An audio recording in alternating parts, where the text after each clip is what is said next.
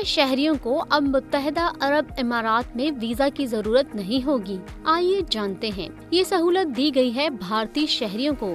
जी हाँ, मुत्तहदा अरब इमारात में इमाराती federation of immigration and customs authority की जानिब से भारत के लिए वीजा फ्री एंट्री की सहूलत का ऐलान किया गया है। भारतीय शहरियों के लिए वीजा पॉलिसी में की गई तब्दीली का मकसद दो तरफा तवीलुल मुद्दती स्ट्रेटेजिक ताल्लुकात हैं। वीजे के जवाबित में नरमी से सयाहत को भी मजीद फरोग हासिल होगा। इस सहूलत से वो भारतीय शहरी मुस्तफीज हो सकेंगे जिनके पास अमेरिका का रिहायशी वीजा या ग्रीन कार्ड हो या यूरोपीय यूनियन का कारामद वीजा हो। उन्हें 14 दिन का वीजा 100 दिरहम में जारी किया जाएगा और अगर कोई वीजे में तोसी कराना चाहता है तो 14 दिन की तोसी 250 दिरहम में कर दी जाएगी, जबकि 60 दिन के वीजे की फीस 250 दिरहम मुकर्रर की गई है।